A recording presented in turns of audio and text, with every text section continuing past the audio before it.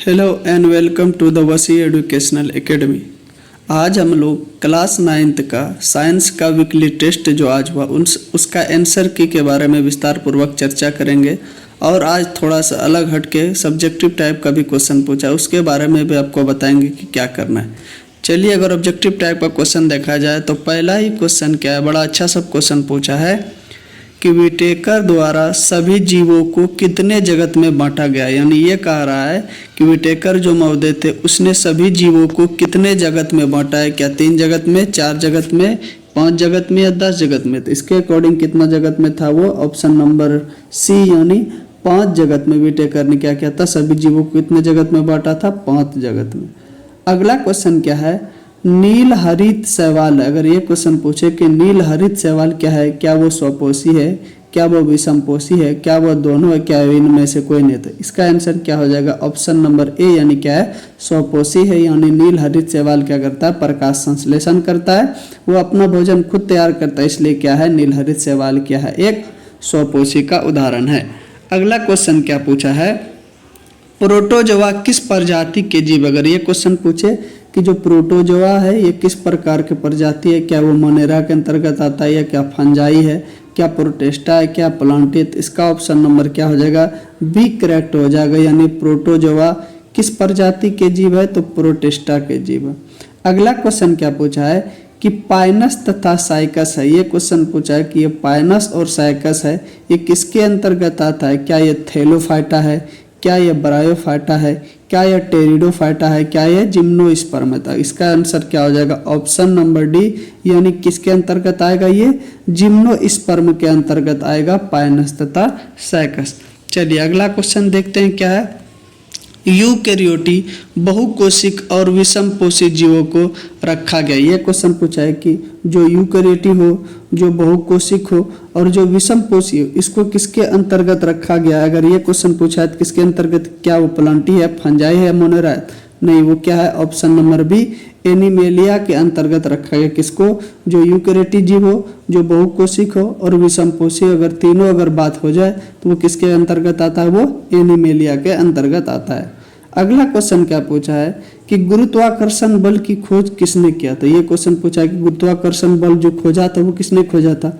क्या आर्किमिडीज ने खोजा, क्या गैलीलियो ने खोजा, क्या न्यूटन ने खोजा, या इनमें से कोई नहीं। तो इसका ऑप्शन नंबर क्या हो जाएगा, बी इज करेक्ट। यानी किसने खोजा था, गुरुत्वाकर्षण बल की खोज किसने किया था, न्यूटन महोदय ने किया था। अगला क्वेश्चन क्या पूछा है कि गुरुत्वाकर्षण स्थिरांक जी का मान होता है। ये क्वेश्चन ध्यान से देखना, यहाँ कंफ्यूजन ये होता है जैसे 6.67 इंटू 10 टू द पावर, ध्यान देना, -11 होता है। कितना होता है, 10 टू द पावर -11। और इसका अगर ये बात करें जाए तो क्या होता है, इसका न्यूटन मीटर स्क्वायर प्रति केजी स्क्वायर।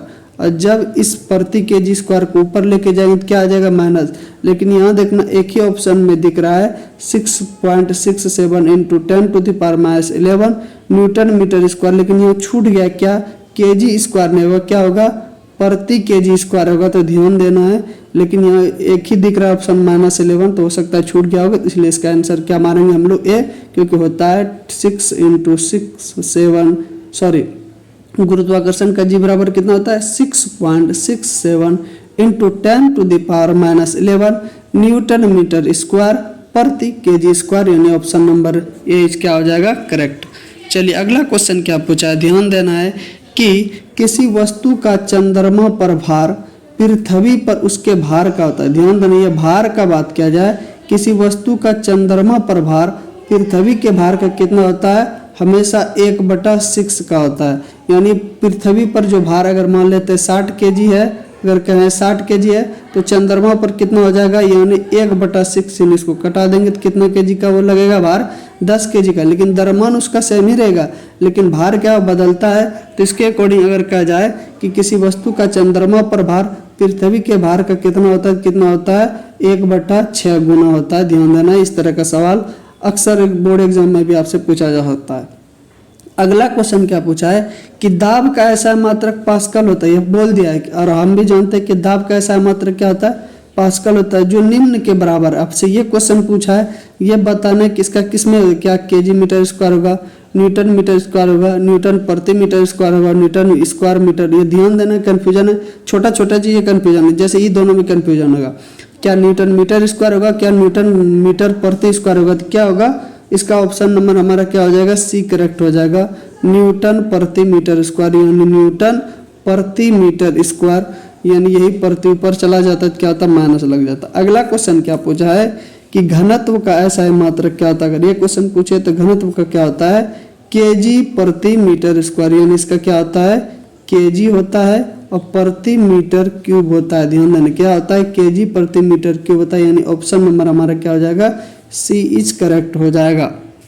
अब यहाँ अगला क्वेश्चन किस टाइप का पूछा है, यहाँ अब आपसे सब्जेक्टिव टाइप का क्वेश्चन पूछने लगा। तो क्या है, जैसे पहला 2 नंबर में किस तरह का ऑब्जेक्टिव है कि प्रकाश संश्लेषण करने वाला एक कोशिक यूकैरियोटिक जीव को आप किस जगत में रखेंगे, तो वो किस जगत में रखेंगे, जानते हैं हम लोग किस जगत में रखते हैं, प्रोटिस्टा के अंदर। कितने रखते हैं वो, प्रोटिस्टा के जगत के अंतर्गत रखते हैं। कौन सा जीव, जब प्रकाश संश्लेषण करने वाला एक कोशिक यूकैरियोटिक जीव। अगला क्वेश्चन क्या पूछा है कि एक वस्तु का द्रव्यमान 10 केजी है, पृथ्वी पर इसका भार, ध्यान देना है चंद्रमा उंद्रमा का बात नहीं किया है, पृथ्वी पर ही एक वस्तु का द्रव्यमान 10 केजी है और पृथ्वी पर भार पूछा है कितना है, बताना है। तो देखते फार्मूला जानते हैं, W बराबर क्या होता है, mg होता है। और अगर बात करें तो m बराबर कितना दे दिया 10 और g बराबर जानते हैं, अगर हम लोग 9.8 रखेंगे तो इसको अकॉर्डिंग देखें तो हम लोग लगभग 100 न्यूटन के बराबर आ जाएगा, यानी ऑप्शन इसके अकॉर्डिंग आ जाएगा। तो आंसर आपको देखना है।